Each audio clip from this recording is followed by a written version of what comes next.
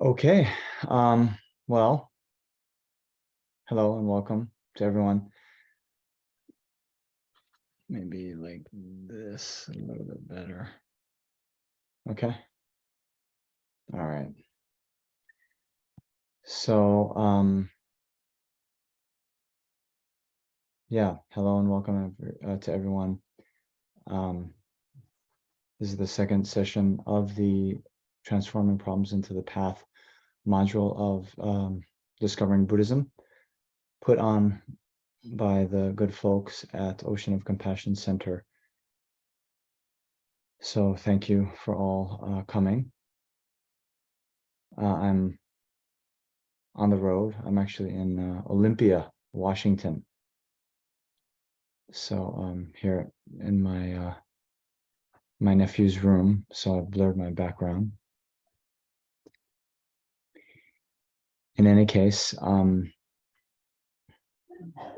yeah, let us maybe just get started because there's a lot of material to cover. Oops.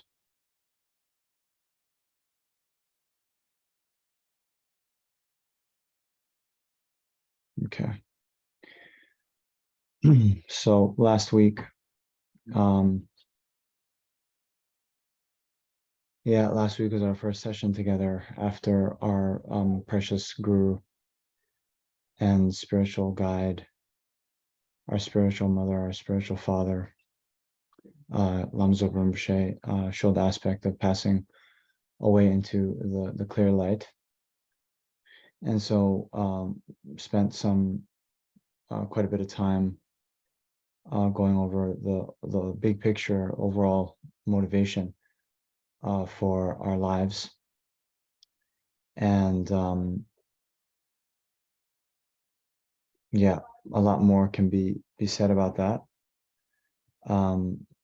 But for now, to review, when we start to talk about transforming problems into the path, when we talk about Lojong trainings or the mind training teachings more generally, then these teachings are actually a kind of a special feature within the Mahayana. And so, we were talking about how all of the Buddhist teachings are, in one way or another, designed to train the mind. But here in the Mahayana, the main training we're trying to uh, undertake and inculcate in our minds is the training to cherish others more than ourselves. And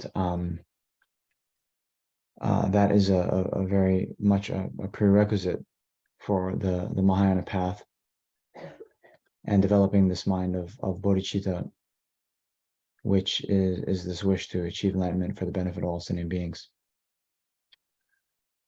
So, yeah, when we were then going through these topics that we're going to cover in this module, we saw on the handouts, right? The eight worldly concerns, equanimity, the shortcomings of anger and attachment, and then these transforming problems into the path, experiencing problems for others, and taking happiness as the path to enlightenment.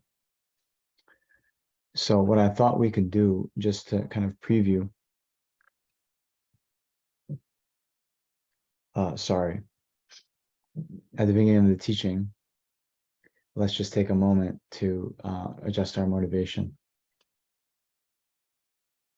So please think that the purpose of our lives is to benefit others. And in order to benefit others in the best way, we need to achieve the state of complete enlightenment. Then and only then will we have the skills, the qualities, the knowledge to, truly guide sentient beings from the oceans of samsaric suffering to the state of enlightenment. And therefore, in order to do that, we are going to participate in this lecture and learn about these very profound methods to transform our minds into bodhicitta and enlightenment.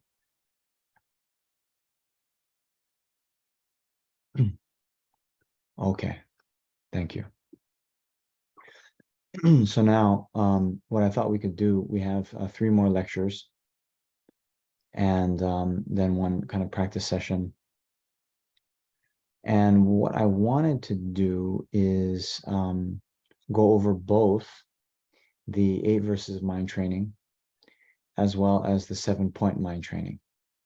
It's a bit ambitious, but hey, we're ambitious students, right? We want to achieve enlightenment as quickly as possible. So, time in general is short. Death can come at any time. And so,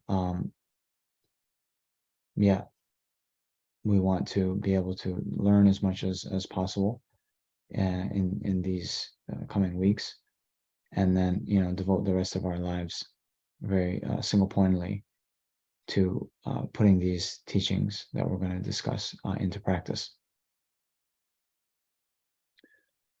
Okay, so just be ready.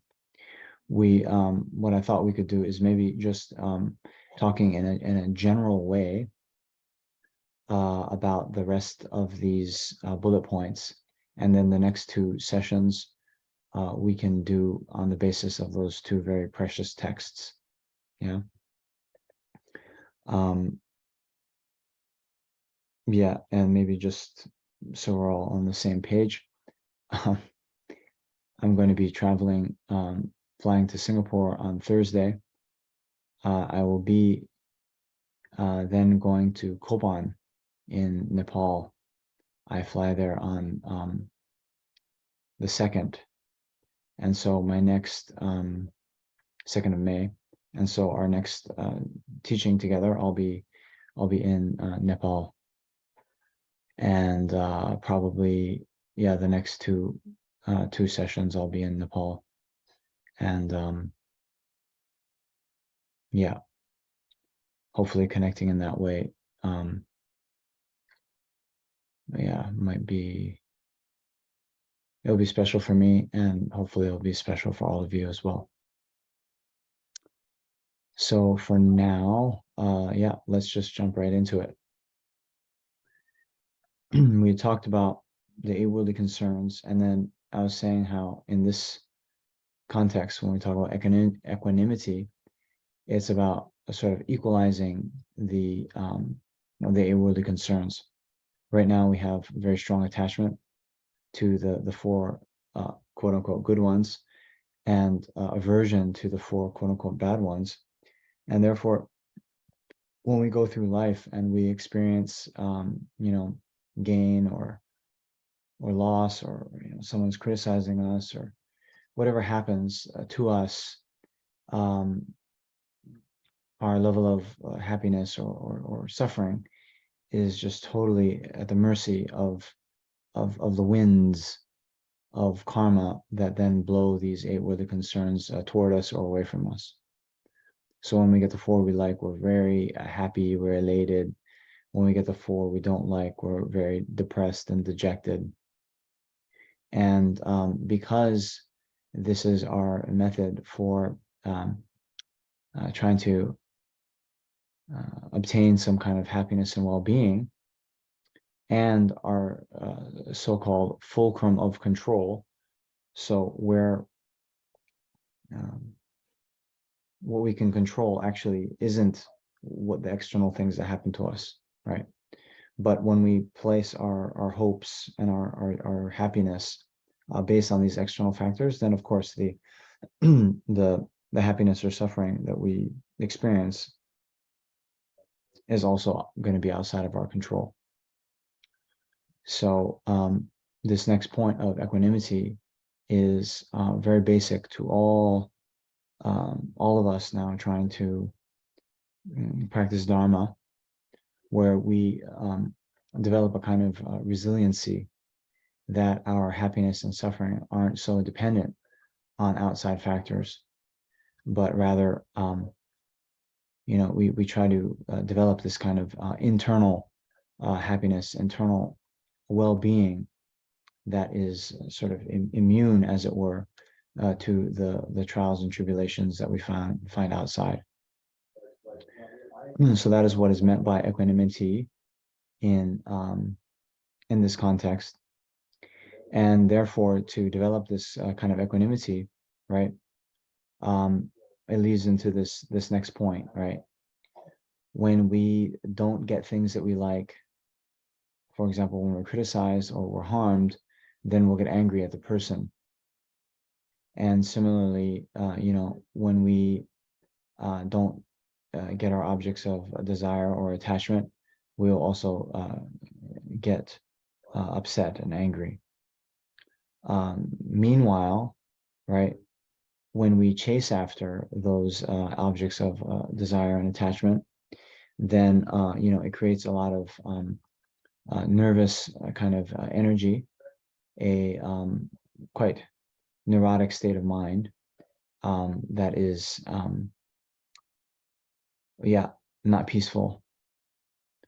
The clinging desire itself, it can appear as being our friend, because the objects that we perceive out there, we conceive them to be a true source of happiness. We conceive them to be, beautiful, attractive, desirable. And so we chase after them, we cling on to them, and we are very sad and depressed when we feel that we are losing them, or when we do lose them. So as a means to then develop this mind of equanimity to whatever happens to us, it's okay. We're not so dependent on these factors. Then we have to also reflect on the shortcomings of anger and attachment. So why don't we talk about that next? So these were the concerns. So those of you who have been with us the whole time in these modules, you will have seen this slide before when we talked about module, I think 9, about samsara and nirvana. And in the course of samsara and nirvana, we went over the Four Noble Truths, right? The truth of suffering and the truth of the cause of suffering. Truth of the cause of suffering being the karma and afflictions. And then when we talked about the afflictions, we talked about the 3 so-called root poisons. So anger, attachment or hostility, aversion, and ignorance. And in the context of those, we talked about the faults of anger. So this should be review for most of you, but I think there's a few new faces. And in any case, we have to avoid the fault of the leaky vessel. So it's good to review these again and again, right? So here, with the faults of anger, there are the invisible faults of anger, right? Those we can't see.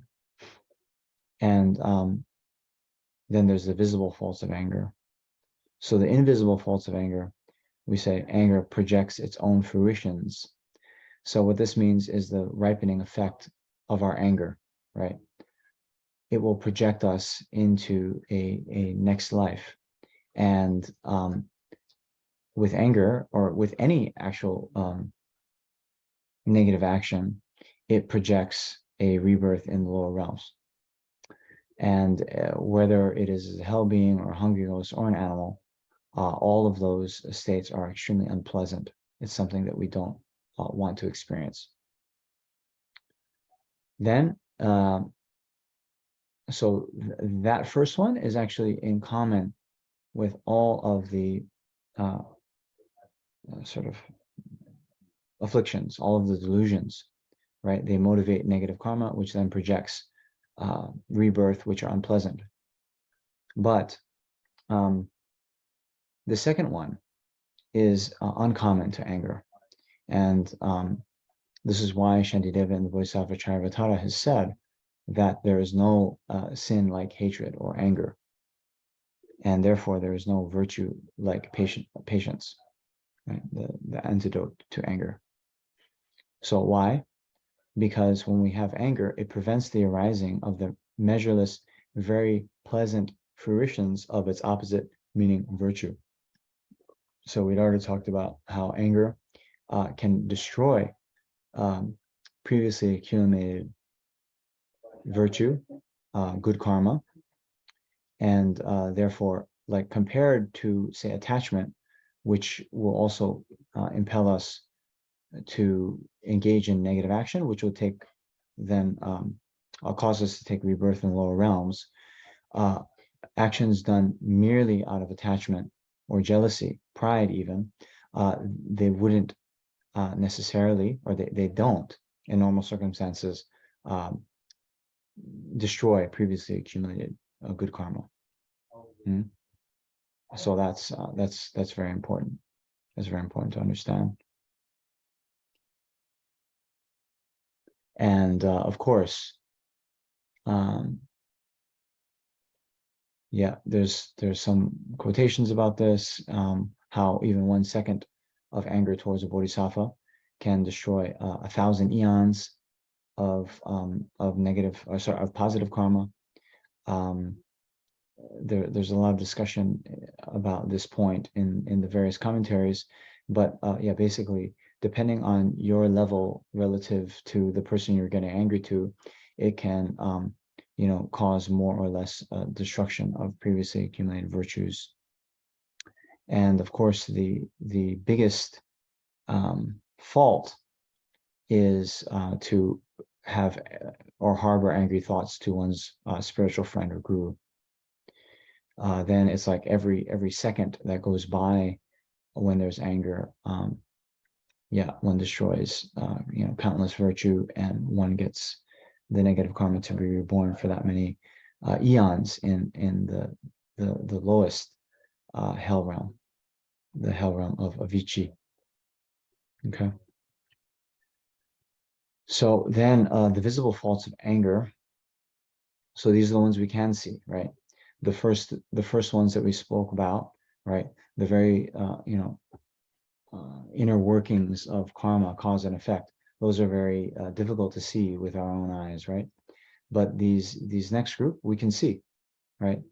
So we know we've all gotten angry, and then while we're angry, we don't experience a peaceful and good mind, right? We're very agitated. We're not peaceful, and the joy and happiness that you had previously perish, and you cannot regain them.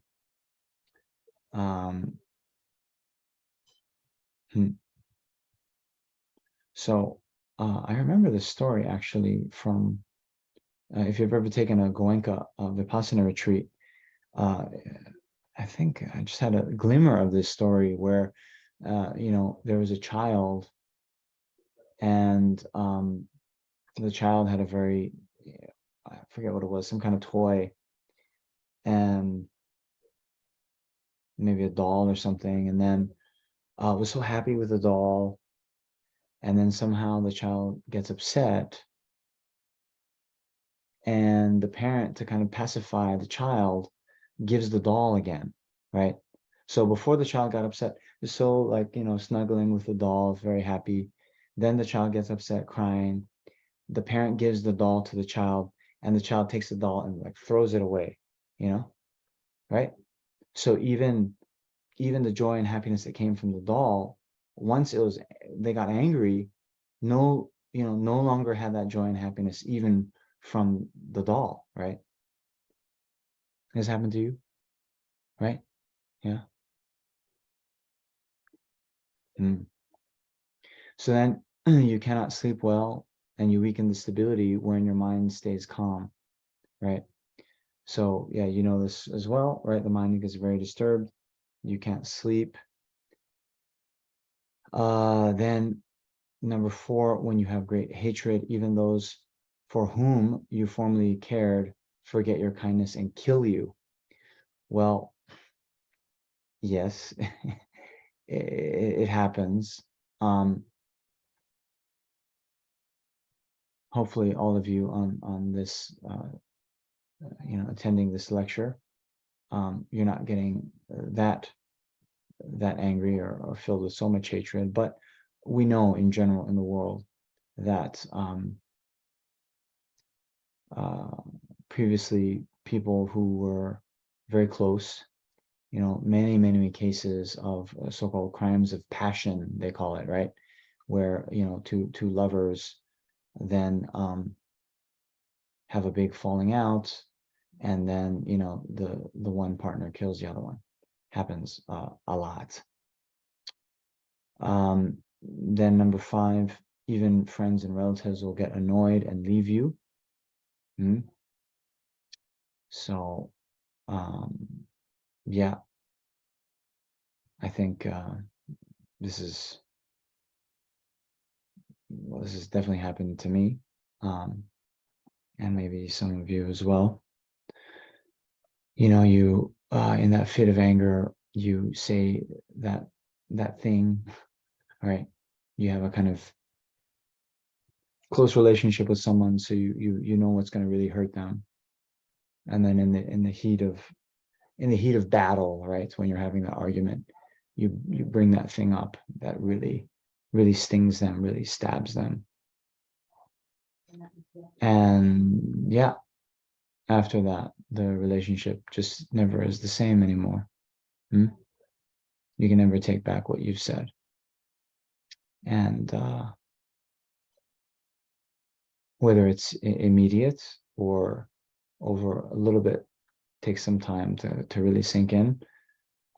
Typically, the person that you said that to can't get over it, and they'll constantly think, wow, that person said that to me.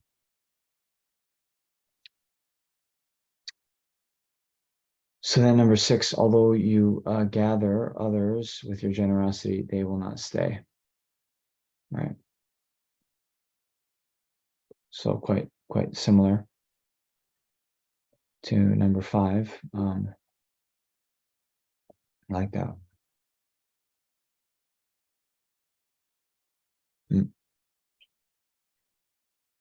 So, okay, let's go on. Then we have the faults of attachment, the drawbacks of attachment. We also need to reflect on. So it's also good to think like this, that the object never lasts. Think about impermanence. So those things that we're so attached to, the object itself never lasts. The kind of pleasure, the joy, the fulfillment that we derive from that object. And by the way, in this context, the object can also include a person, right? So that too never lasts, right? A contaminated object is in the nature of suffering leading to dissatisfaction, right? So you guys know, right? What does a contaminated object mean? The contaminated object, anything that has arisen due to karma and afflictions, means everything in samsara, right? The so-called 4 seals that signify something as being a Buddhist doctrine, right? All compounded phenomena are impermanent. All contaminated phenomena are in the nature of suffering, right? And then all phenomena, contaminated or pure, are selfless and empty. And the last one, only nirvana is peace, right? Only nirvana is peace. And here is important, we can link the second and the fourth, right? Since all contaminated objects are in the nature of suffering, means all phenomena arisen due to karma and afflictions are in the nature of suffering, then that means all of samsara is the nature of suffering. So number 4, only nirvana means those things that haven't arisen due to karma and afflictions, or we can say only because we're in samsara now, only when we abandon the karma and afflictions, then will we have the peace. Until then, we're just experiencing more and more contaminated objects, which are in the nature of suffering.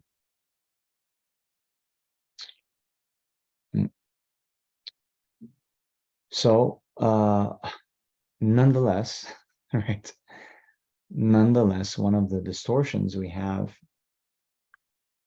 as, samsaric beings, ordinary beings, is that we distort those things that are actually in the nature of suffering to be sources of true happiness. We distort thinking that the things that are actually impermanent are permanent. We distort thinking that the things that are actually impure are pure. And we distort thinking that the things that are actually selfless in nature possess this independent self.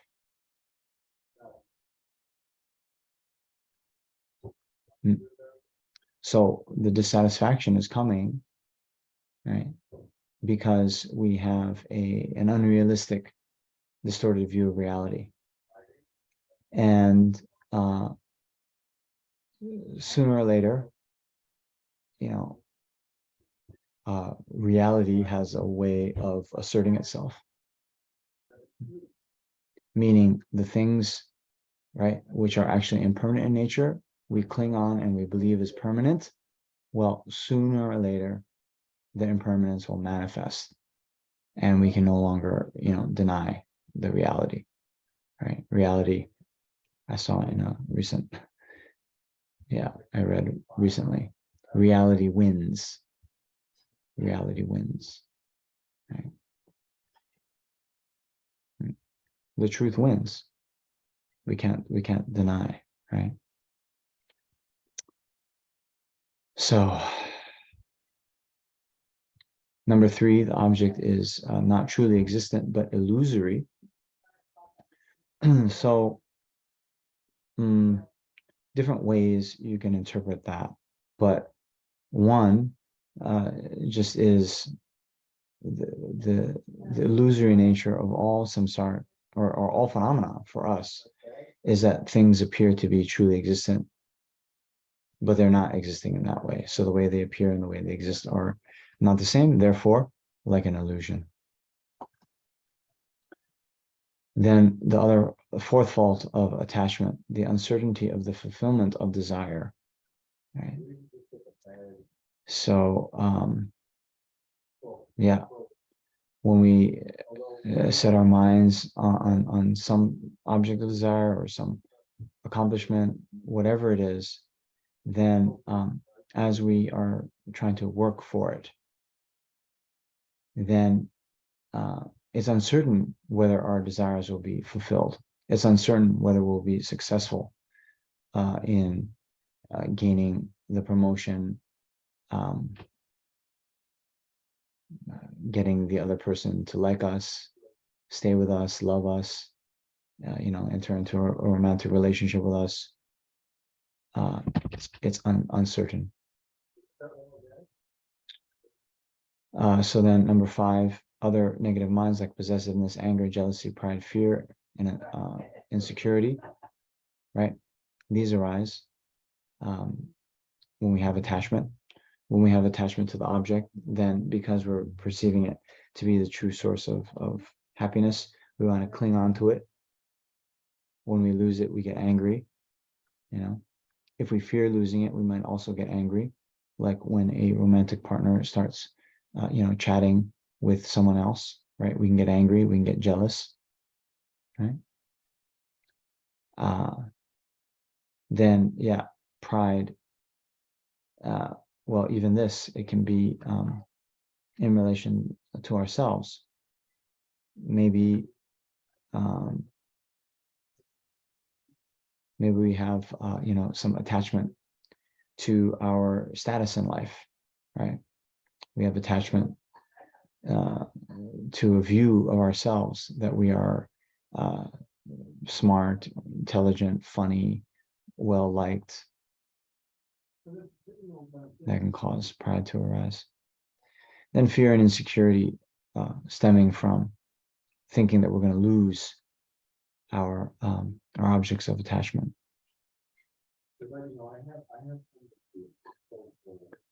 Then number 6, our attachment, how it operates, is exaggerating the importance of the object, leading to disappointment.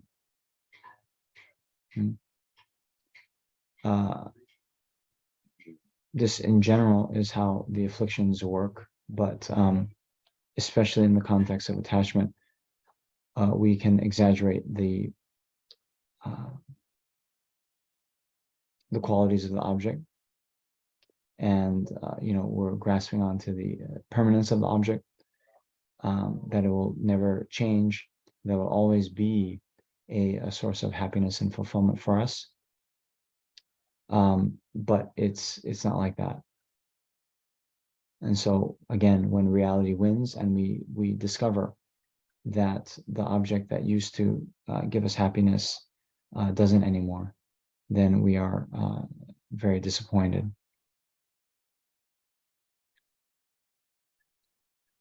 Then it keeps us in samsaric suffering endlessly, stopping the experience of true happiness.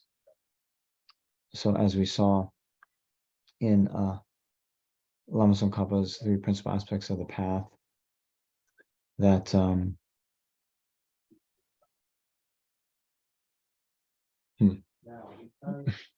forget the exact words, but something along the lines of, until we've stopped the mind that desires pleasant effects in the circle of existence,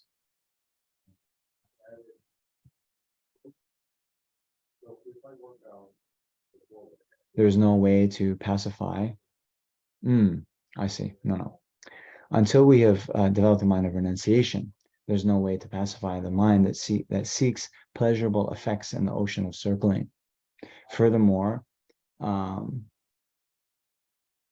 craving for samsaric pleasures is what keeps embodied beings continuously bound. Therefore, at the very beginning, seek renunciation. Yes, 3 principles of the path.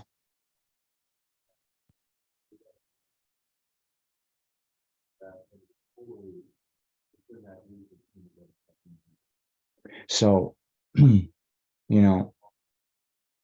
until we get the mind of renunciation, meaning until we set our goal to at least attaining liberation from samsara, right? Then what are we going to do? We are going to, at the very best, what we can do, okay? Remember our 3 scopes? Until we get to the middle scope, which then sets as the goal liberation from all of samsara, what's the very best we can do? The small scope. What are they doing? They're seeking pleasurable effects within the ocean of existence. They're seeking good rebirth. A good rebirth where? In the higher realms, yes, but they're still in samsara, right? So until we develop this mind of renunciation, the true sort of motivation of the medium scope practitioner, there's no way to pacify the mind that seeks pleasurable effects within cyclic existence, and craving for those pleasurable effects within cyclic existence. By that, beings are continually bound. Means they're bound within samsara. They'll just take more and more samsara rebirth. Therefore, at the beginning, seek the mind of renunciation. So, because we have attachment to the objects in samsara, the marvels of samsara, as they say, that's why we've been suffering endlessly from beginningless samsara rebirth. And unless we reverse the mind that is excessively preoccupied with samsara happiness, then our future samsara will be endless. Okay? And thereby stopping the experience of true happiness. Yeah, right? Only nirvana is peace. So that's why we don't achieve nirvana. Okay? Then number 8, It distracts us from achieving meaningful realizations of the three principles of the path and attaining enlightenment, right? So, yeah, just going on from that. If there's no renunciation, then even, bodhicitta, wisdom realizing emptiness, those, won't come either, right? On a very, I've said this many times, but it's worth really reflecting on. The Buddha said, because we have attachment to the small happiness, we give up the great happiness. Rather, we should give up attachment to the small happiness to gain the great happiness. So, as we said, right, with eight worldly concerns, of course, it's nice to have delicious food, a comfortable bed. It's nice to have people who praise you and like you and have a good reputation. But the problem is that these things are very, very, very, very time consuming,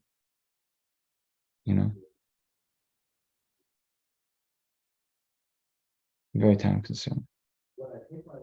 And we spend all of our time, our energy, trying to achieve these things out there. Most of the time, we don't achieve them. Even the times we do, then they're impermanent in nature and they won't last. So now that we have the opportunity to do something more, right? As the old Kadampa Geshe said, now is the time we have to differentiate ourselves from animals, right? So the animals, they will, spend their time trying to, eat. They get into like territorial fights with other, animals that are encroaching. And why? Well, fundamentally, it's because they want to produce offspring, right? So all of that, animals can do that. So with our human intelligence, with the opportunity that we have from the precious human rebirth, we have to do something more than just what animals can do, right?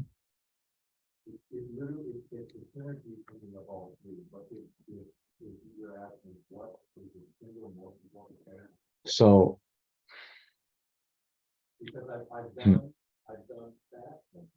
recognizing the faults of anger and attachment, then, we can get to a point where we have a sort of armor that is then able to withstand whatever comes our way, right? And not freak out, as it were, when we lose the objects of attachment, or when someone provokes us or harms us or criticizes us, we can be very even keeled.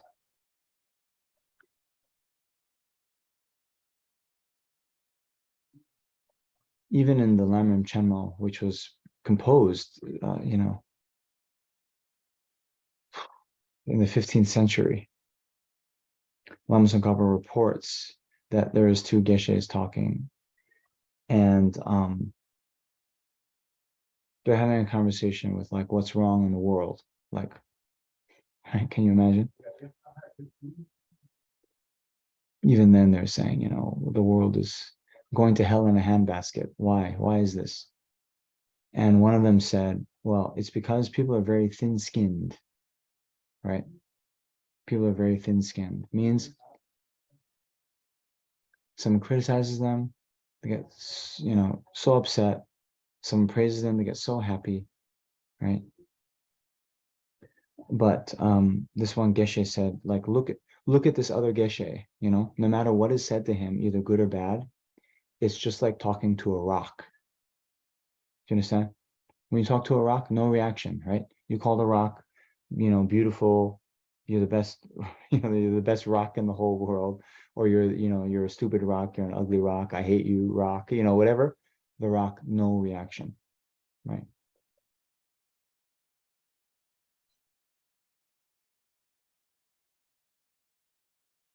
So we can check what we're like, you know?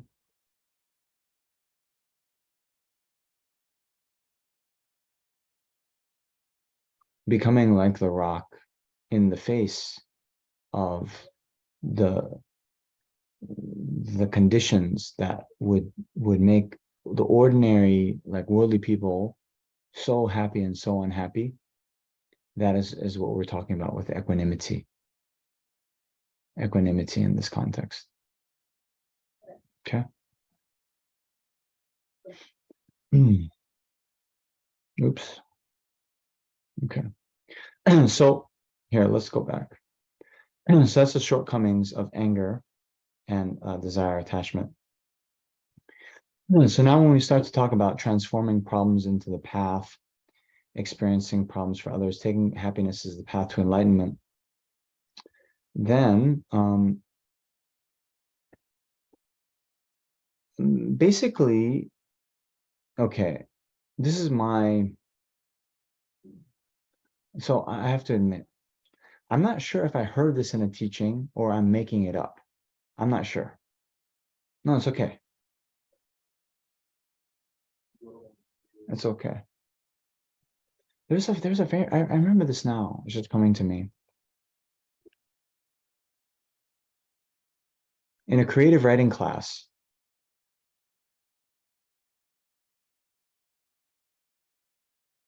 there's some quote, some very famous author said that, like good writers borrow, great writers steal. Okay. So what that means is, right, you might be reading something. This is in the context of creative writing. You're reading something and then you're like, oh, I kind of like how that author did it. And you kind of borrow it. You borrow it. But to steal it means really you make it your own, right? You borrow something, it still belongs to the other person. You just kind of take it for a little while. But to steal means you've really integrated it. Okay. So whether I'm making it up or I took it, I heard it in a teaching, my hypothesis, what I think, is the source of the whole mind training of the Lojong teachings. It's this one. This very stanza on your screen right now from Shantidevan Bodhisattva Charyavatara. Okay. So why? See, the whole essence of the mind training or Lojong teachings is we have to loosen our the ordinary concept that suffering is 100% bad, right? When we have that concept, oh, suffering is 100% bad, right? Then anytime we experience suffering, or sorry, whenever we experience suffering, then we're experiencing something bad. Then we suffer. But mind training, means we think about our lives, we think about our experiences, we think about suffering itself as, in a different way, right? So normally we would try to avoid problems, right? Avoid problems. But what did we see in the course description? We're trying to view problems like we would view ice cream and come to like them. How do we do that? Right? We come to see the benefits of it. Okay. So look, you guys know this, and I'm sorry I have to give the kind of physical fitness analogies of this again, right? Normally we think, oh, it's so uncomfortable to get hot and sweaty, right?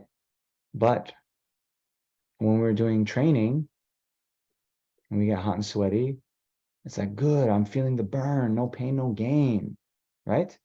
We view that as something good, right? So here, what Shantideva is helping us to see is that, even the suffering itself, there are good qualities of it, right? And so he lists 5. Furthermore, the good qualities of suffering are that you dispel arrogance with disenchantment. Okay. Develop compassion for the beings of psychic existence. Carefully avoid sin and delight in virtue. So dispelling arrogance with disenchantment, in my opinion, that's two. You dispel arrogance, and then you get disenchanted with samsara. And then you develop compassion for beings within samsara. And then carefully avoid sin and delight in virtue. This is getting more certainty in the law of cause and effect. Okay. So I wanted to go over these in a little bit, right? So remember, some suffering befalls us. We normally freak out because we see suffering as being 100% bad. But the first, okay, this is about overcoming arrogance, right? Remember, first one, dispel arrogance. This is what Nagarjuna says in the friendly letter. If you reflect again and again, just as I have not transcended illness, aging, death, and loss of the pleasant, so my karma and its results are my own doing. You will overcome arrogance because you will be applying its remedy. Okay. So arrogance, right? Puffed up. I'm the best, you know? I'm number one. Here, what Nagarjuna is inviting us to do, well, we're still in samsara, right? So remember the sufferings of samsara, aging, sickness, death, right? Loss of the pleasant. So these are some of the other, coming in the list of the 6 types of suffering, 8 types of suffering, and so forth. Okay. So meaning, I have not transcended samsaric suffering. Okay. Means I'm still in samsara.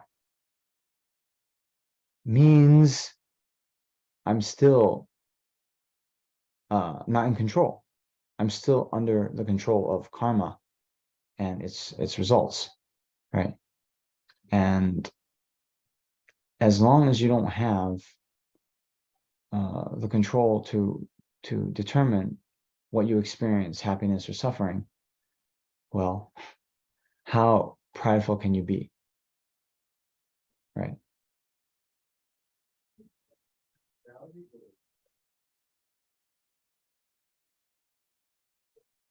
You know, anything less than that, it's a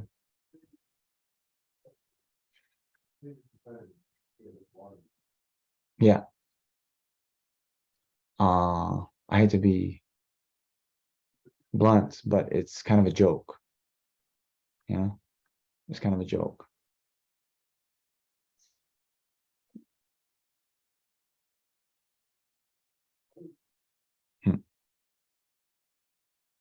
I'm reminded of this poem. Sorry, I got on this creative writing track, and I think there's this poem, Mandis, right? Shelley, maybe. Oh man, all you engineers. It's a beautiful poem. Let me look it up, and we'll send it out to you. The scene of the poem is like in a desert, and there's a broken statue, and on the base of the statue there's a kind of I don't know, like little plaque, and it says, "Oh, I, the great Ozymandias, was the great ruler, blah blah blah. All of you should, bow down before me." It's all this kind of pride thing, right? But then the poem is explaining how, now, even how great a ruler he was, they built a statue of him. Even the statue now, like the head has been cut off. It's like totally, broken. And maybe that place used to be a great city, but now it's like a wasteland and desert. Right? It's like all you should bow before me, the great Ozymandias.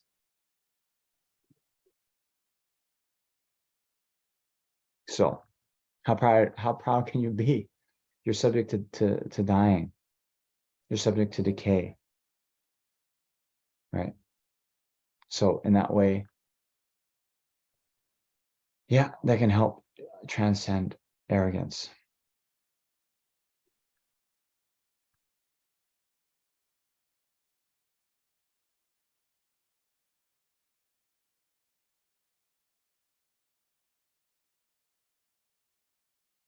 Okay. So now, okay, let's go back. Right. So then disenchantment, right? Disenchantment with the samsaric pleasures, this we've talked about. Okay. The main one here, right? We went over these when we were talking about the faults of samsara, right? Or the faults of attachment. That these things that we're viewing out there as being the true sources of happiness, they're impermanent in nature, they're only going to cause disappointment and so forth. So actually thinking in this way, when we suffer, we remember that well, those things we were chasing after, okay, depends how we're suffering. If we were chasing after samsaric pleasures, we didn't get them, or we got the samsaric pleasure and then it left us or manifested impermanence, right? We got separated from it. Then we should remember, oh, these were in the list that, that the Buddha talked about, that Lama Tsongkhapa talked about, that yeah, maybe Namjong talked about too. Yeah, this is the nature of samsara, right? And therefore develop that sense of disenchantment. Okay. Now, as it is often emphasized, right? As Shantideva says in Bodhisattva Charvatara, if it doesn't even arise for themselves, how can it rise in relation to others? Means this mind of renunciation.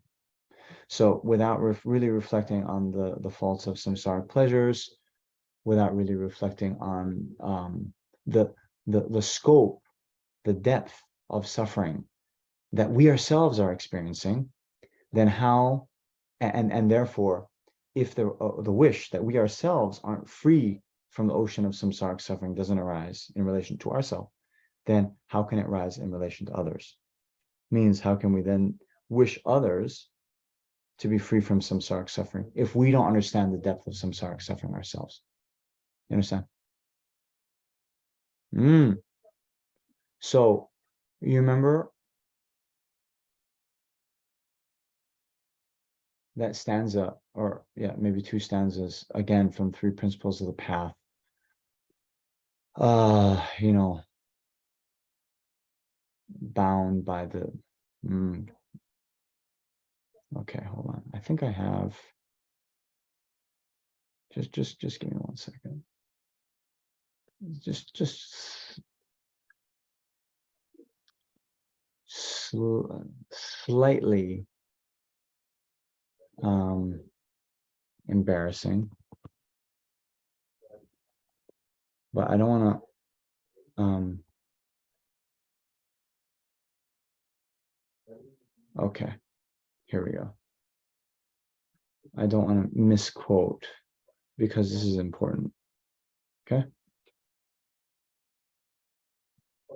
Here we go. Okay, so here. Yeah, you here? Yes? Ah.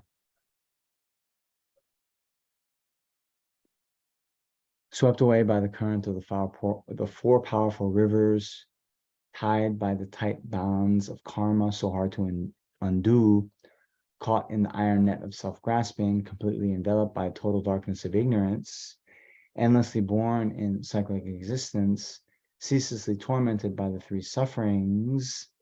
Okay? So what is that? Those are all the samsaric sufferings. Okay. 4 powerful rivers: birth, aging, sickness, and death. Right? We're completely swept away. All the beings in samsara. We don't decide when we're born. We don't decide, when we get sick. We don't decide when we die. Tied by the tight bonds of karma, so hard to undo, means, everything we experience. We don't want to experience suffering, but we have accumulated negative actions in the past. So without choice, we have to experience the result. Right? Why? Iron net of self-grasping. This is the ignorance that's the root of samsara. We're totally caught in that iron net, right? It's hard enough to, with regular fishing line, if you're caught in that kind of net, to undo. Now, can you imagine iron net of self-grasping? Yeah, that's us. Completely enveloped by the total darkness of ignorance. So because of that, then we're endlessly born in cyclic existence.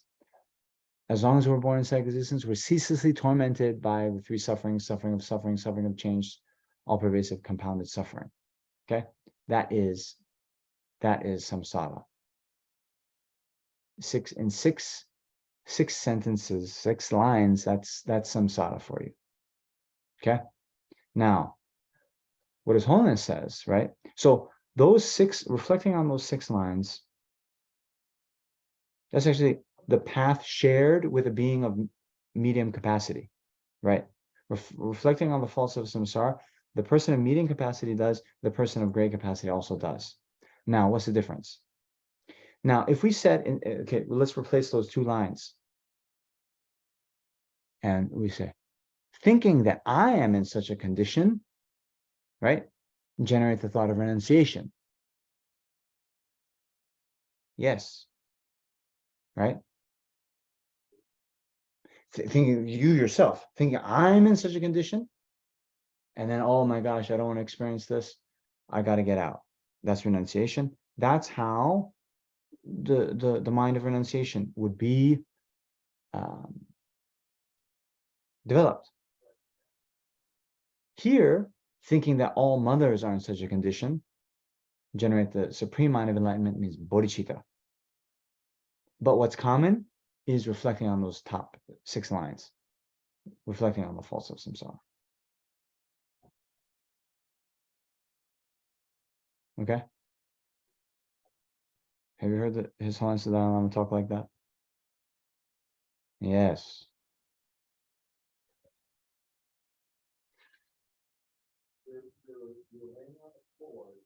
So that one I'm borrowing.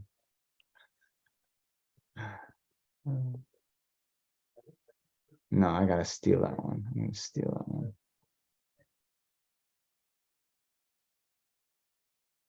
Okay, let's go back to the other one. So where were we? Right. See, then that covers. Develop disenchantment means when we experience suffering, we're reminded of those 6 lines. We're reminded of the faults of samsara, right? So then, reminded of the suffering of samsara, we develop disenchantment. We no longer are so attached to samsara pleasures. Then when we think about others, right?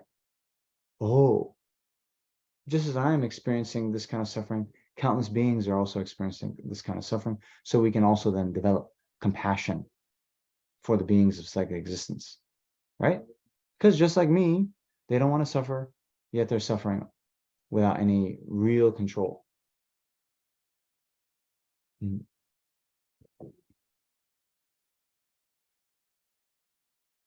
And then, the other 2 qualities of suffering, then it reminds us to carefully avoid sin and delight in virtue, right?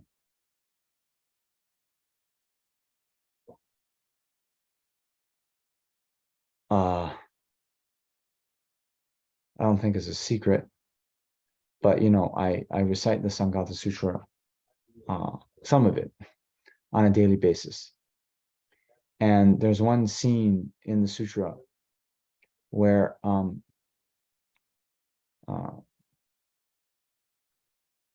someone is struck with a sharp weapon, right? And then they apply a medicinal poultice, whatever that means, some kind of ointment, right, on the wound. And the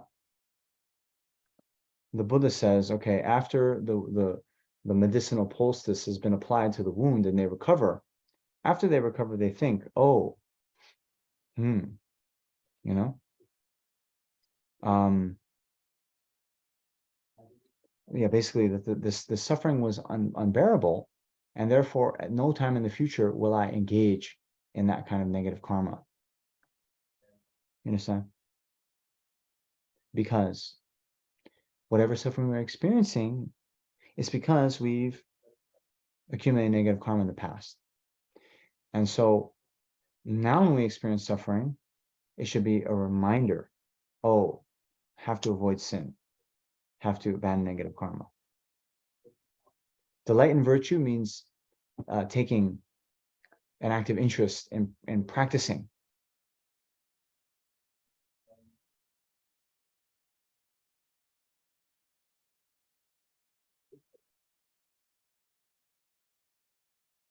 I mentioned that during the very beginning of the COVID pandemic in the world, um, our precious guru, Lama Zopa Rinpoche, he started this series of teachings on Lojong. And one of the very first teachings in that series, I think the title was something like all the problems in the world are reminding us to practice Dharma. Right? All the problems in the world are reminding us to practice Dharma. It's a reminder.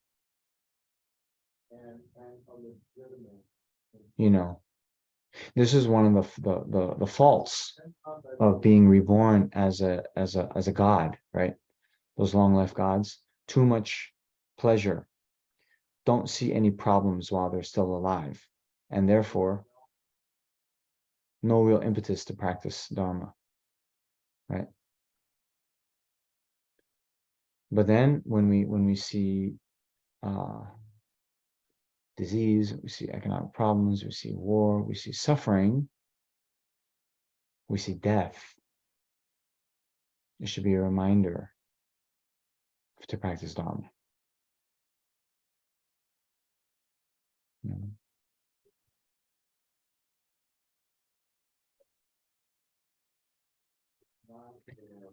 Uh, in the context of the meditation on impermanence and death, right? Then, when it talks about the drawbacks of not thinking about death is if you don't think about death, you don't remember Dharma. Even if you remember Dharma, you'll procrastinate, right? And you won't practice purely. Okay.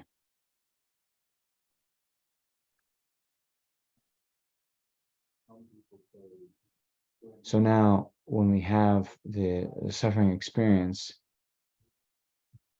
if it reminds us to practice, it'll be really good.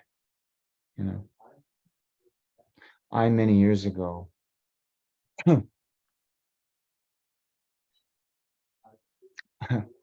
of course, my mind has degenerated since then, but I had this thought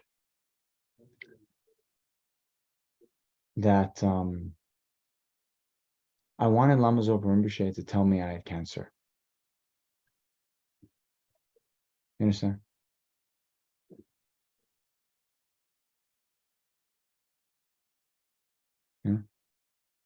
So I should give a bit of context.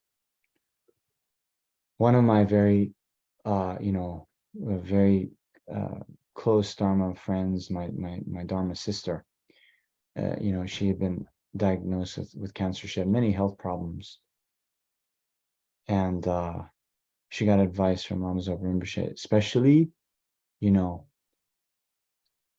I forget the exact words, but it's something like you have to be very careful that you don't die in your sleep.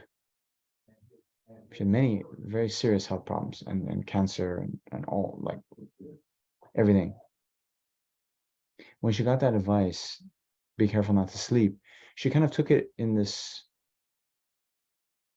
way that, oh, to be careful not to die in my sleep means I shouldn't sleep, right? But how is the only way, Okay, let's put it this way. If you're worried about, let's say you're worried about dying, you get some advice, you're going to die in Arizona. Okay, let's just say, what would you do? You would never go to Arizona. Okay, Shanti, Arizona is a state in the US. Okay, in case you didn't know. So similarly, my friend, oh, be careful not to die in your sleep. Then, okay, I won't sleep. Like Lama Zopa Rinpoche did, like Lama Zopa Rinpoche did for us, showing the aspect of not sleeping, right? Then, instead of sleeping, no, not just, okay, then I'm going to watch movies all night. No, practicing all night. So then, in that forsaking sleep and instead practicing, when we said, oh, in the 9-point death meditation, the third point of the first root, even when we're still alive, very little time for practice, why 1/3 of our life is spent sleeping, then that 1/3 got 8 hours a day. So that person then was practicing so well overnight, every night. So of course, whatever kind of meditation, whatever kind of enthusiasm we get from, reflecting on Lamrim and from our gurus and all that, it's good. It might give a little bit of energy to us. But for me, I thought,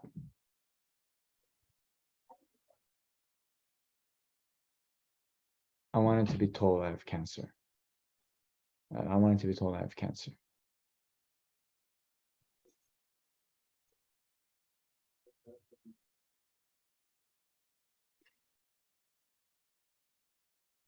What do you think?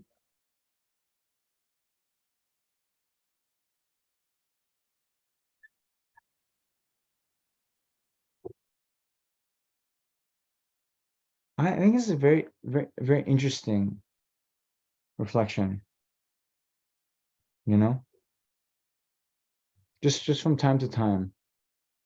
By the way,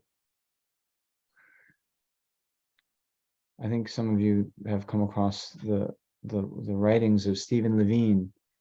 He wrote this book, One Life to Live, 1 Year to Live. Works a lot with Who Dies, I think, is another book of his. So a lot of books he's written for, people with terminal diseases and how then to kind of make the most of the rest of your life. I think it's a very interesting benchmark.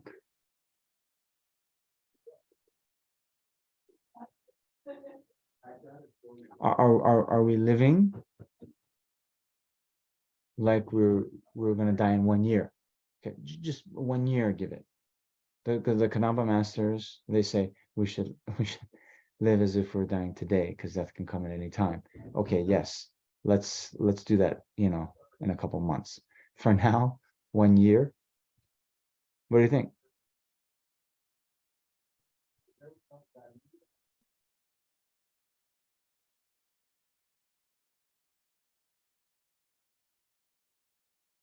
I'm very happy I had the opportunity to be at Vajrapani Institute, just up the road from you guys in Boulder Creek, for 1 month.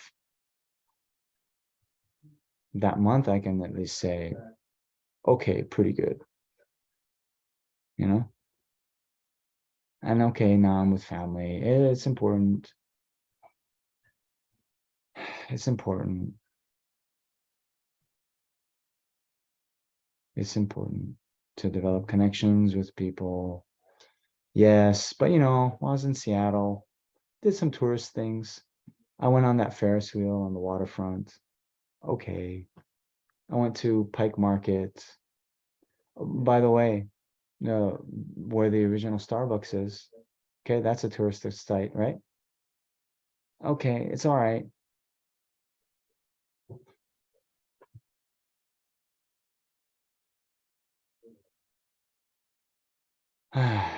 Anyway, no, it was good.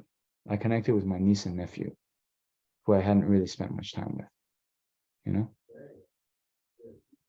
And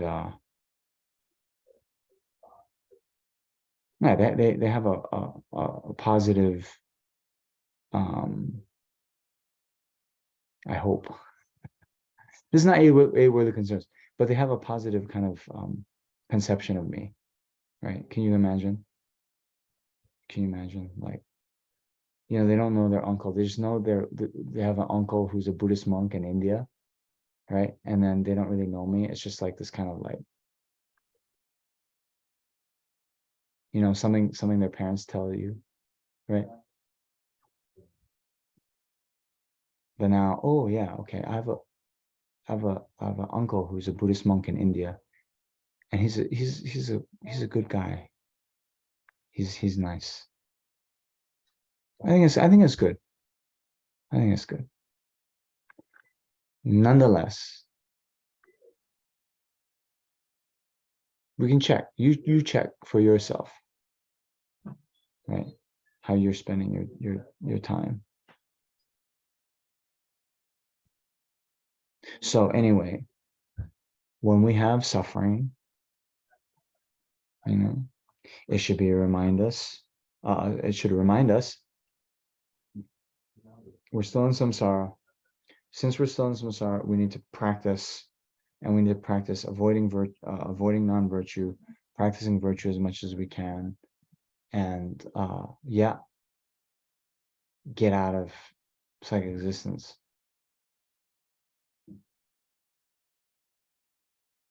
What do you think?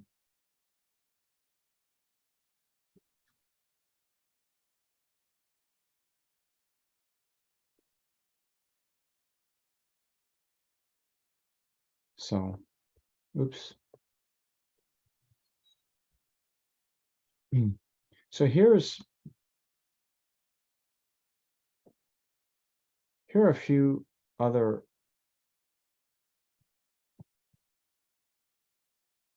quotations from Shantideva that I like and are along the kind of similar vein of the Lojong teachings, right?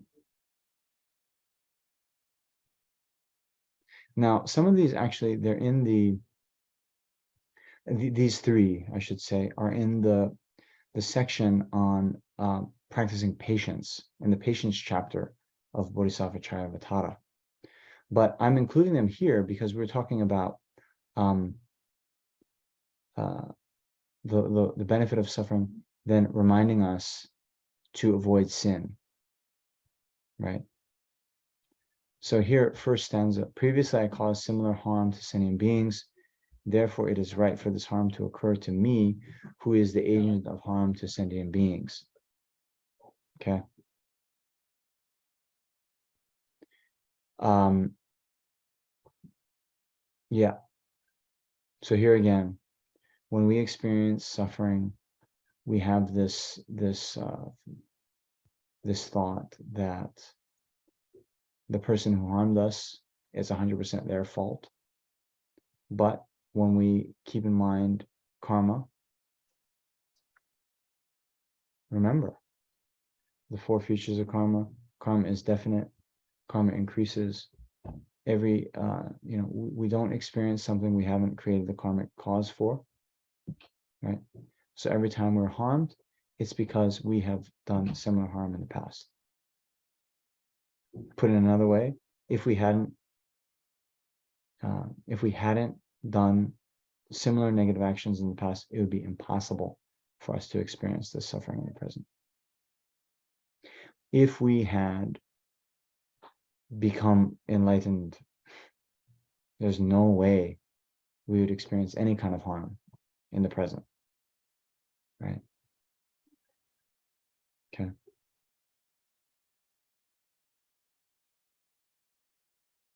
So this next one is actually then showing how actually compassion is appropriate for the beings who harm us. So then we think, having been instigated by my own actions, those who cause me harm come into being. If due to this they should proceed to sending beings hell, am I not destroying them?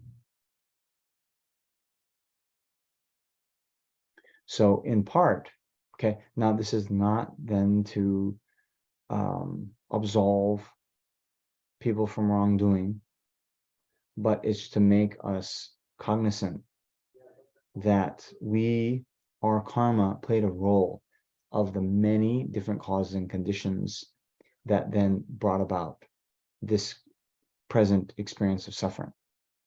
Okay. So,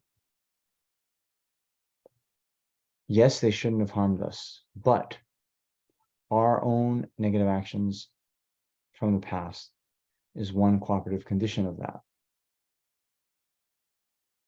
So, just as an example, if instead of meeting us today, they met the Buddha, they wouldn't have harmed the Buddha, but they harmed us. So we participated as a cooperative condition for them now going to the sending beings hell. So instead of being angry, we should also then have some level of compassion, right? Now the third one, if I cannot endure even just this suffering of the present, then why do I not refrain from getting angry at the cause of suffering in hell, right? This is a very powerful one. It's very powerful. Whatever suffering we have right now, it's so unbearable, therefore we want to harm the other person in retaliation, in revenge. Why? Because we somehow think we don't like the suffering we're experiencing now, but we think that if we harm them back, that will somehow prevent us from being harmed in the future, right? That's it, right? I mean, we're harmed now. Why do we harm them back? It doesn't then make the harm that we experienced 5 minutes ago, doesn't make that go away, right? If they slapped us, why do we slap them back? It doesn't make us go back in time and not get slapped. But we think, oh, I'll teach them a lesson, and therefore they'll think twice before they harm me in the future, right? Yeah. I mean, or what? It doesn't make any sense. So this one, we got slapped. Oh, it's so bad. We can't endure this. Well, the real cause of it is the negative karma. So that should give us even more impetus, more of a reason not to get angry.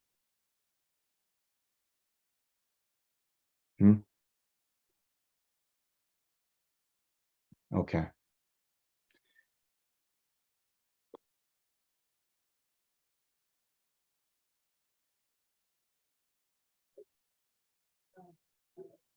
So next, okay, so let's just go back here a little bit, right? What were we talking about?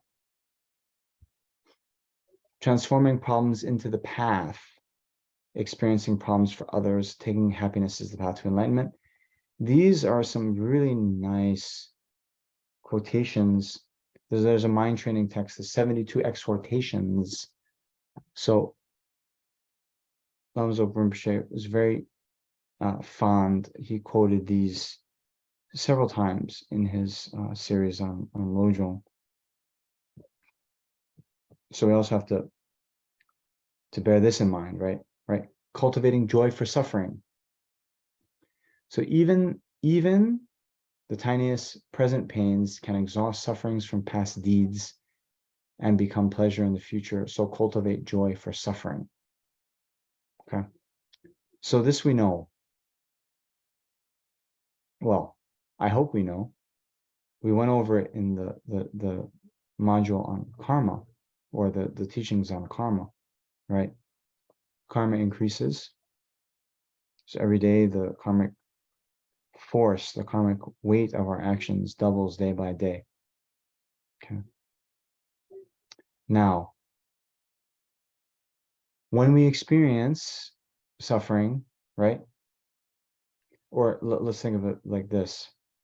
We have a seed. When that seed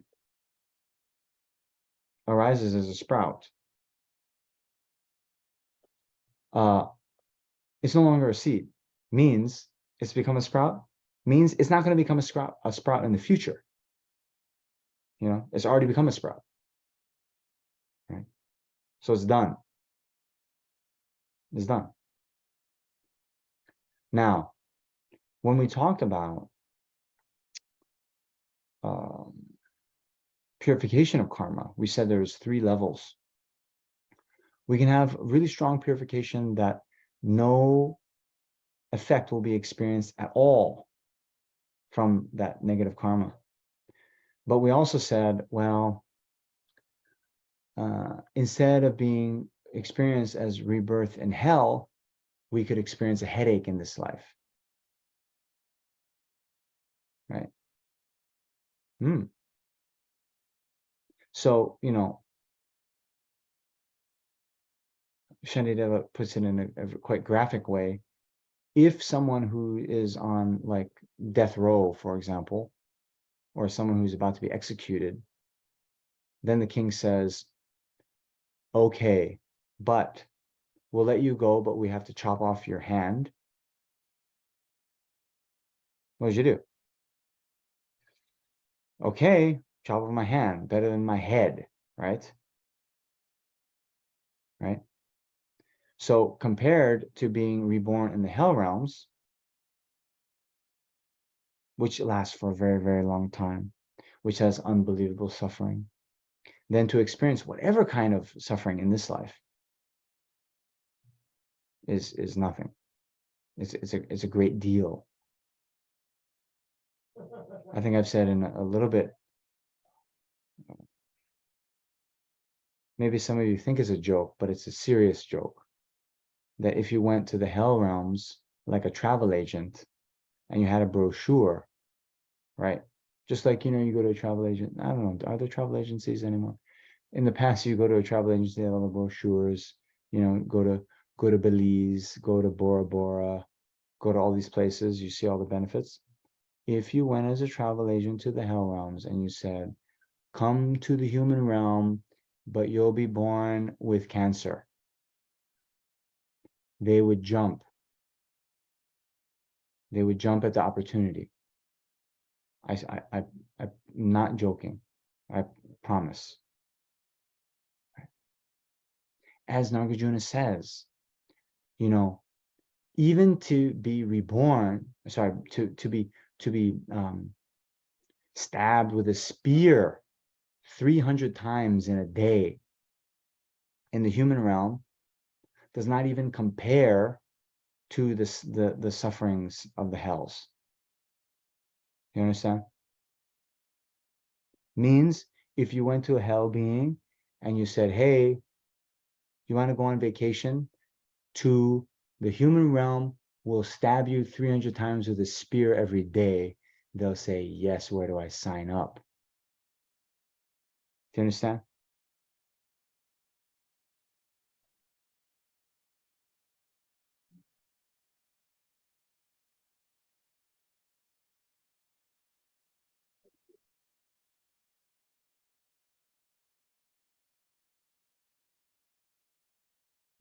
I'm sorry, did I complain when I was, you know, you guys know I went to Hawaii in February. Did I complain? It was sunny the first day and maybe the last 2 days. It was very rainy the rest of the time. I complained a little bit. But then I saw other tourists and I was thinking, oh, maybe this person flew in from North Dakota, right? And I thought, even you live in North Dakota and you come to Hawaii and it's raining every day except 2 days, then you'd probably think, oh man, but I'm still in Hawaii. It's so, even a rainy Hawaii is better than North Dakota. Okay, and no offense to North Dakota, but you know what I mean, right? You choose your cold space, right? You understand?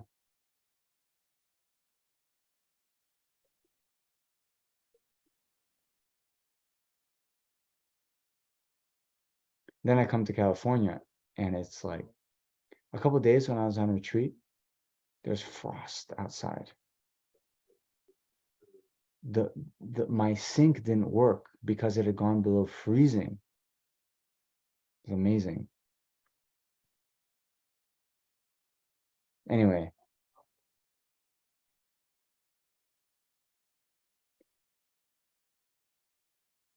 so even the tiniest present pains can exhaust the sufferings from past deeds. So this is what we have to think about. When we experience suffering in this life, instead of, oh my gosh, I have this, we can think, we should think, wow, my purification practice is working. Mm. Yes? Mm-hmm. Mary Ellen, you've unmuted yourself. Oh, sorry. No, but I like to hear, you're like, mm-hmm. I like to hear that.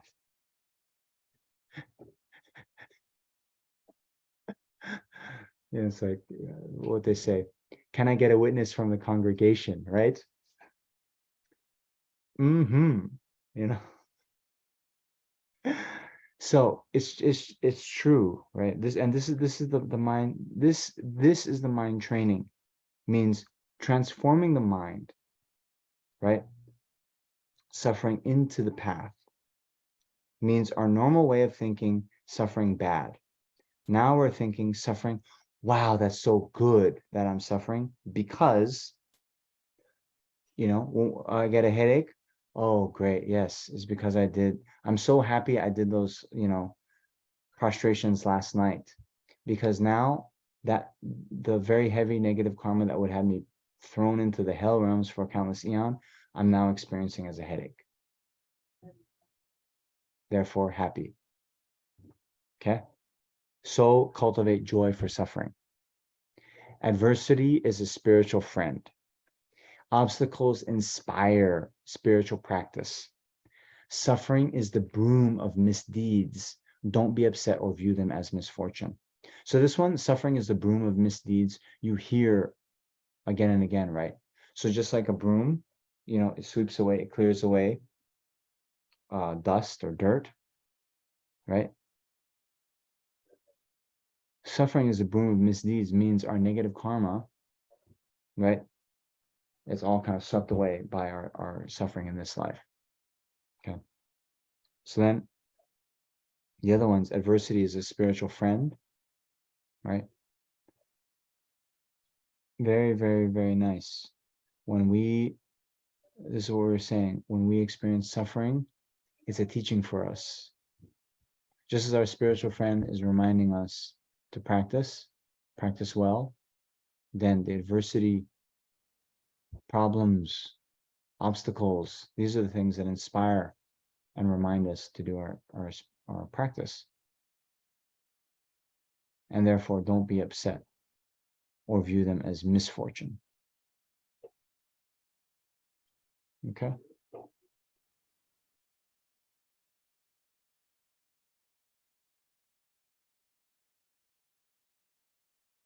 So, for once in my life, I'm ahead of schedule.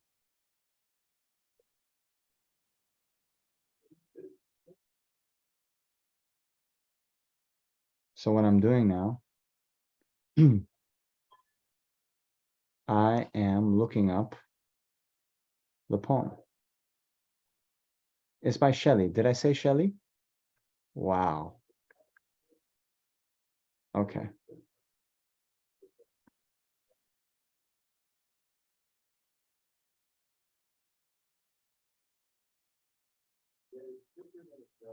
You know, I think you know.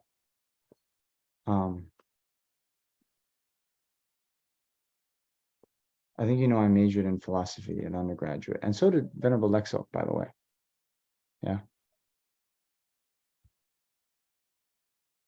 Now you also know that my dear father, he passed away when I was 15, and so I had one relative in Hawaii. His other brothers were on the West Coast, and my other relative in Hawaii, he was quite a successful businessman himself, and I remember when I was back, and I was going to declare my major as philosophy. He sat me down, and he was telling me how when he was in university, he had a lot of um, interest in history. He found it so interesting, and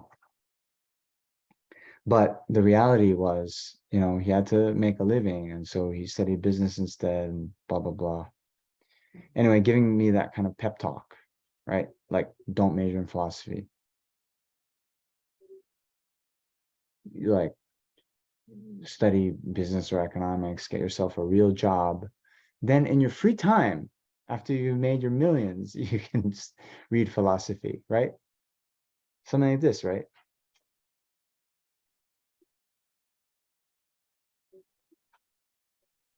Good advice.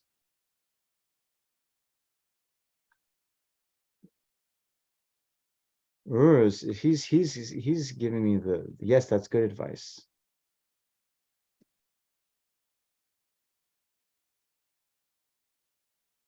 He's a very practical German, right? Very practical. Okay, I just shared in the chat this Ozymandias. How do you pronounce it? Ozymandias, I think, right? So I'll read it for you. I met a traveler from an antique land who said, "Two vast and trunkless legs of stone stand in the desert. Near them on the sand, a half sunk, a shattered visage lies, whose frown and wrinkled lip and sneer of cold command tell that its sculptor well those passions read which yet survived, stamped on these lifeless things the hand that mocked them and the heart that fed. And on the pedestal these words appear: My name is Ozymandias, King of Kings. Look on my works, ye mighty, and despair. Nothing beside remains. Round the decay of that colossal wreck, boundless and bare, the lone and level sands stretch far away."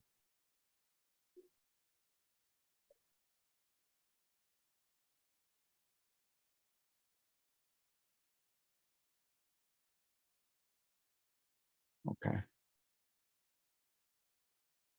You know, you with me?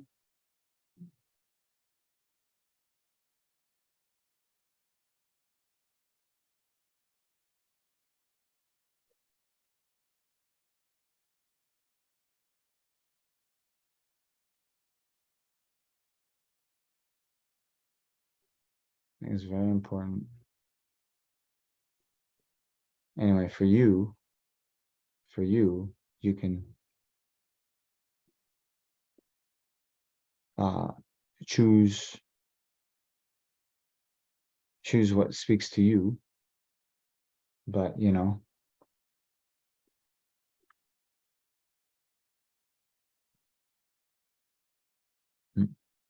think it's very important. Um, See, here in the U.S., it's a bit tough, right? When you go to Rome or someplace with the Colosseum, even going to India, you see the ruins, right? You go to Nalanda, right? And you imagine, wow, at one point, 35,000 monks here. Nagarjuna, Aryadeva, Chandrakirti, Atisha, all these monks were here.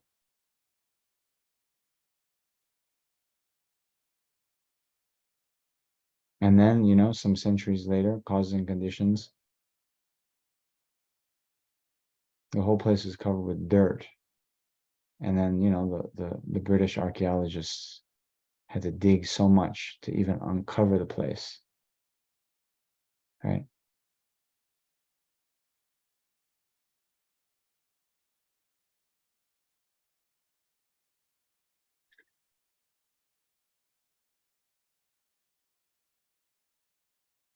Very, very, very interesting.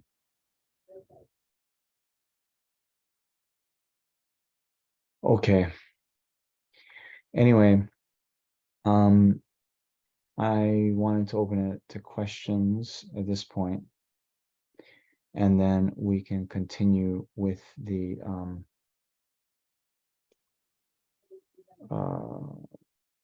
yeah, prayers for the quick,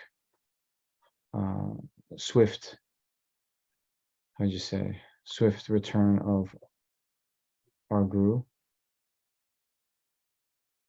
So are there any questions at this point?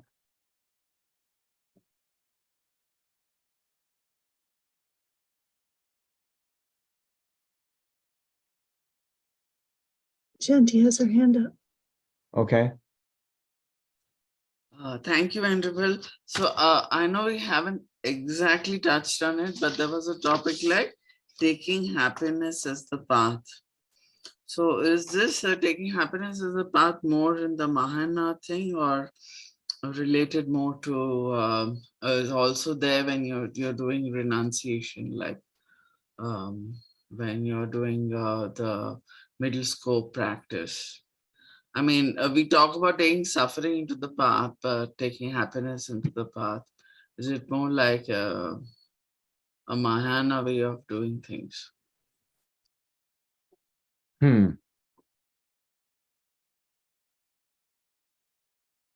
Well, okay. There is one, there's one quotation that I saw where it's like, when we experience suffering, we practice like a tonglen, saying, may the ocean of suffering be dried up. And then when we experience happiness, it's also like a tonglen, and we do practice giving, and we say, like, may all beings come to experience such goodness. Okay. So in general, in the Mahayana context, that's how we can transform happiness into the path, right? And that, what I just described, is a very Mahayana type of practice, right? It's based on Tonglen. Okay. Now, can we do something in lower scopes, transforming happiness in the path? Yes, of course. Of course. So, okay. Many. These are just off the top of my head, right? Now remember, even some in the middle scope, they have may all beings be happy, right? May all beings be happy. So the practice of rejoicing, right?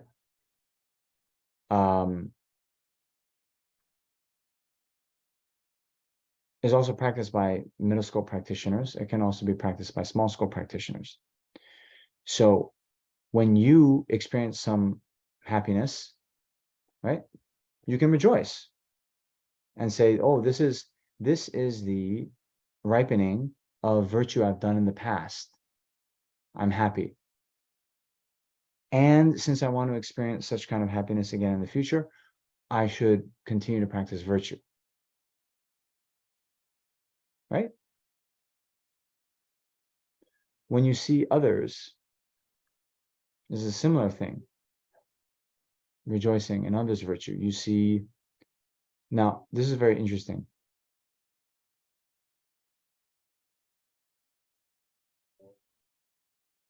Maybe this is more Mahayana. But Rinpoche said, okay, you've been with a romantic partner. They've left you for someone else. It's heartbreaking, right? Now, how can you transform that into the path? You can say, well, this person that they went off with also wants happiness and wants to avoid suffering. I've had the happiness of being with that person for, however many years. Wow, isn't it so great that this other person now gets to enjoy their company? What do we think?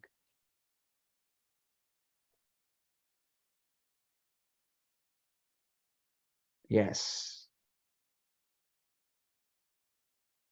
You can, if you can practice like that,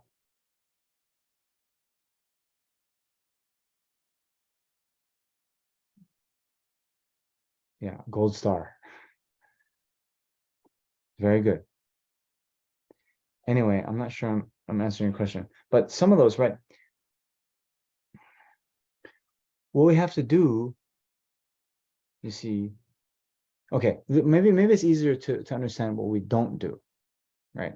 What we don't do is when we have some kind of pleasant experience, we develop craving, attachment to it, want more and more and more, and forget about karma, forget about our dharma practice, and then just chase after the sensory experiences, right?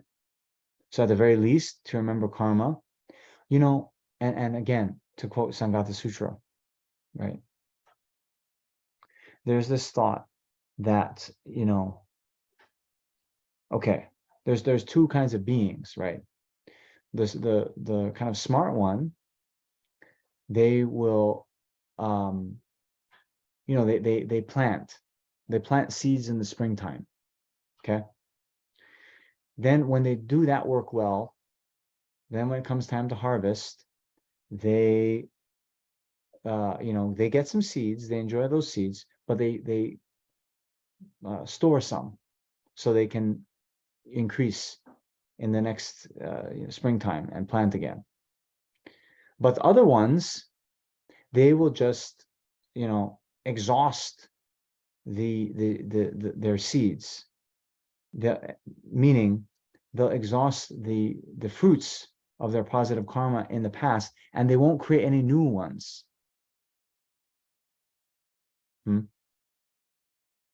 What is that? Then they'll go to the next life empty-handed, right?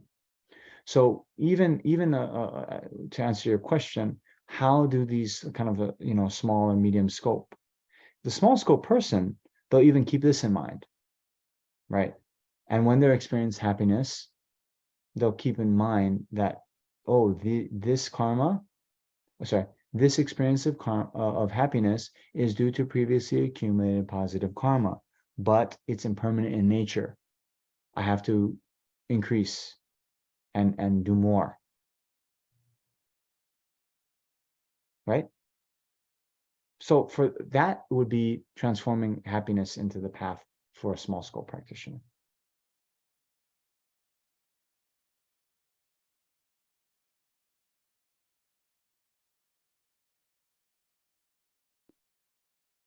Okay.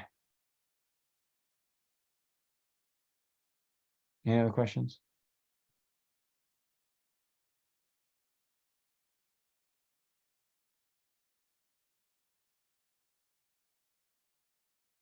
Okay.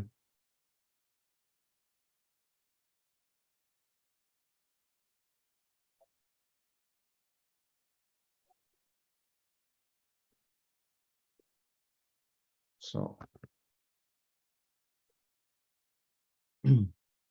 okay, I just shared Percy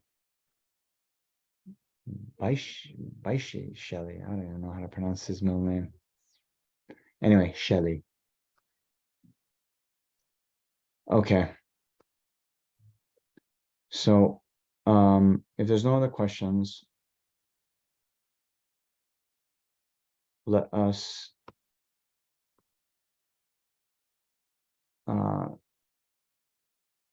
oops. hold on. Let's do this.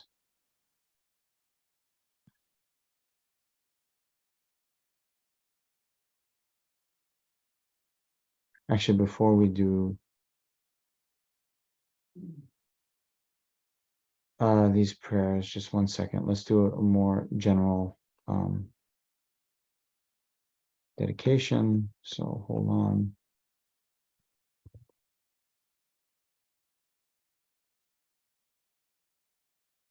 Huh. Okay.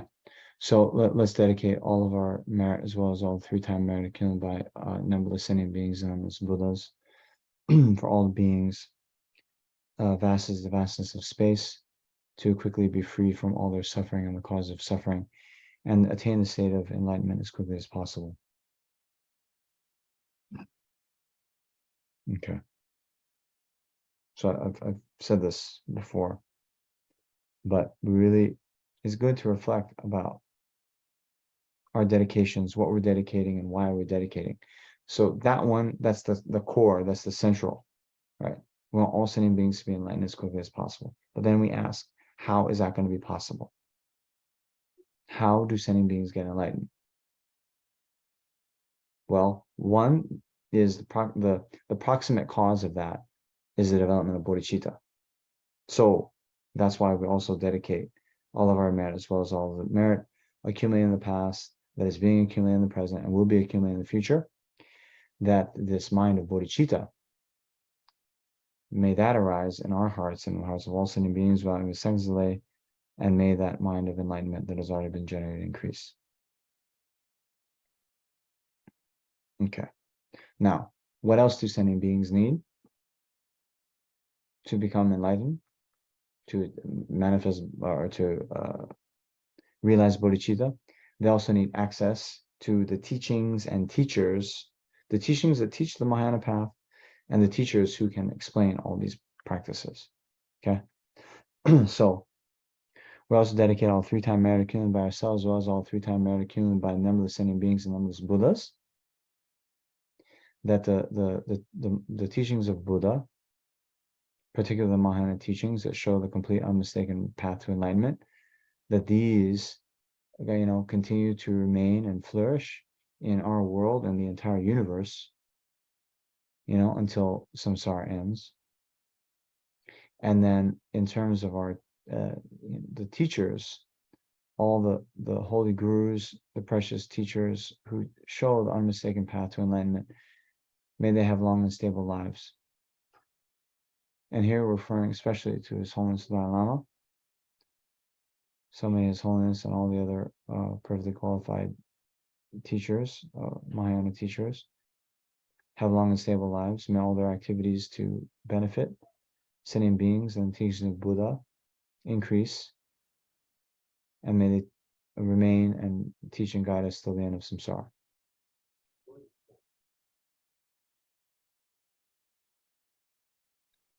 So then, for our own precious teacher, Lama Zopa Rinpoche, that he returns to this world very quickly and again appears in a form that we can receive teachings from, shows the aspect of being a great teacher, a great yogi, a great scholar, and manifest countless and extensive deeds to benefit sentient beings and the teachings of Buddha. Then we pray for a swift return, and we'll do so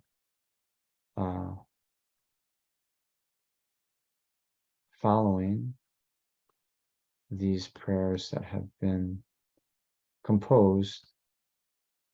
Okay? And this is the one I emphasized last week, but we have to keep it in mind again and again. We're not praying for Lama Zopa. We're praying for us sentient beings. Okay?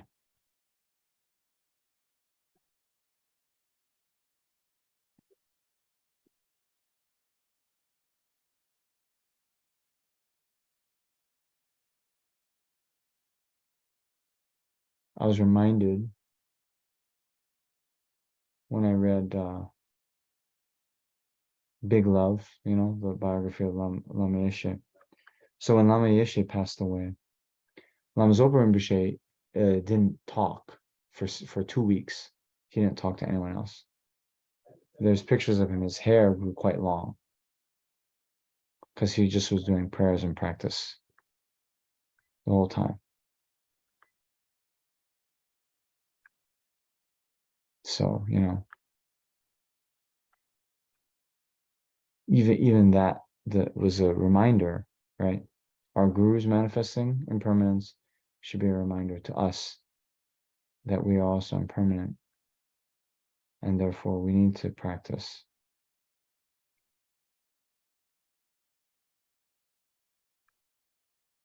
Okay, so first, this the first one, prayer for the swift return of Lama Zopa Rinpoche by His Holiness.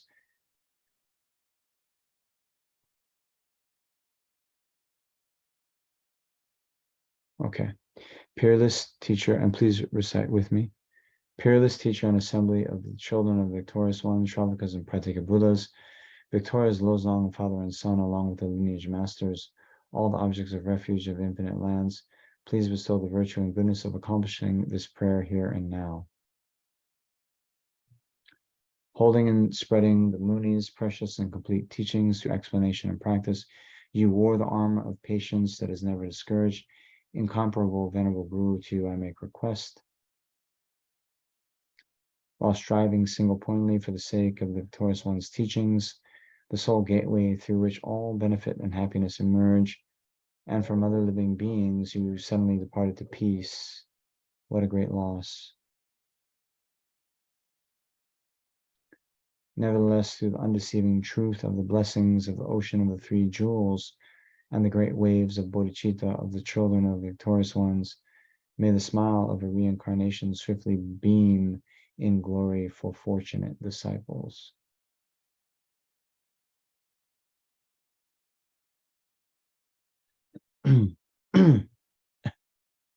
Okay. So there's this one from Kandrola, but I think we can do this one, composed by Jada Rinpoche. Some of you know him.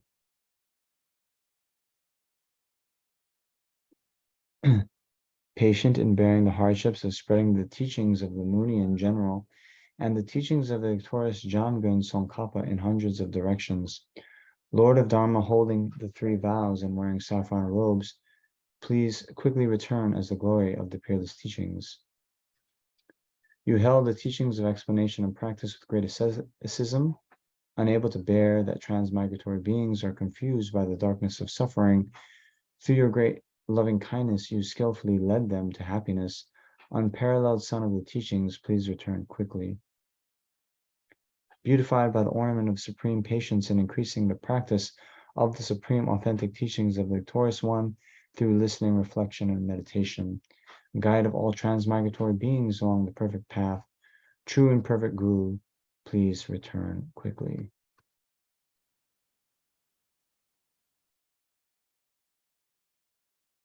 So last, a lamenting wail, a supplication for the swift return of the Supreme Lord of Refuge, Lama Zopa Rinpoche, by Khandro Seringma. By the way, I think many of you know that Khandro La is coming to Land of Medicine Buddha at the end of June. So I think it's sold out or close to. Anyway, you can look on Land of Medicine Buddha's website for more information. Just to advertise a little bit. Guru, think of me. Guru, consider me. Gracious Guru, care for me. Guru, most gracious and kind, do not deprive us of your compassionate refuge. Listen and consider this heartfelt prayer made by a tormented disciple. Guru, you embody the blessings of the Buddhas of the three times. You may rest in great bliss, equipoise within the dhatu of unimpeded luminosity, yet the playful dance of your loving compassion can emanate in myriad ways. The swift appearance of your magical wisdom, the Rupakaya. The time has come for you to care for us once again with your affectionate compassion. I invoke you, I call upon you, I implore you on behalf of all beings. Arise, arise, arise from the Dharmakaya. Do not rest in Kechara or other pure celestial realms. Rather, to benefit the Buddha's teachings and all living beings, swiftly return to the southern continent to spread the Buddha Dharma of study and realization. Quickly return to guide us pure wretched beings. Such is the desperate cry of us, your disciples. Return so that we may actually behold your presence and receive the blessings of your enlightened body, speech, and mind. All violations, errors, mistakes, and broken samaya that we have made in relation to your spontaneously present awakened body, speech, and mind and activity through our being baffled, confused, and conceiving things in erroneous ways, we confess within the luminous emptiness of your three kayas. Of everything auspicious, the supreme auspiciousness, may there be the auspiciousness of emptiness and compassion conjoined with the auspiciousness of a timely meeting between master and disciples. Through the force of the truth of unchanging suchness, may the unmistaken incarnation return quickly. This lament was made by me, a Dakini, with pure faith and samaya, her eyes filled with tears of sorrow. May these wishes of a beggar woman be fulfilled through the blessings of the deities of the three roots.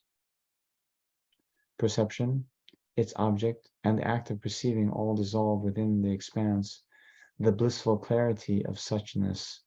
Ah.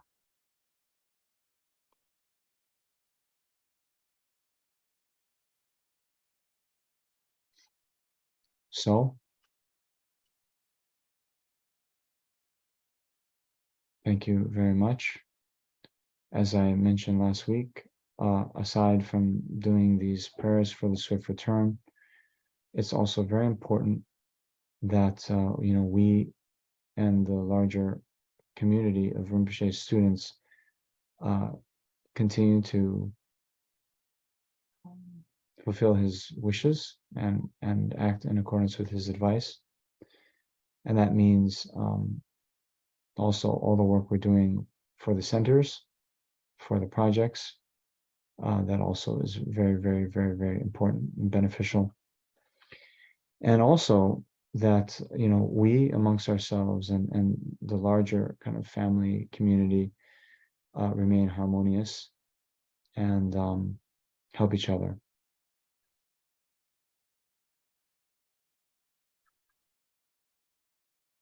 So, like that. Thank you very much, and I'll see you next week. I will be in Nepal, I hope. So, yeah. You guys in the US, I want to leave before I wear out my welcome, okay? But I'll see you some other time. But anyway, we have Zoom, Thank you, Venerable Nancho. Thank you. Thank you. Thank you. Okay. Thank you, Venerable Nancho. Thank you. Yes. Bye. Bye-bye. Bye. Thank you, Mary Ellen. See you, everybody. Thank you.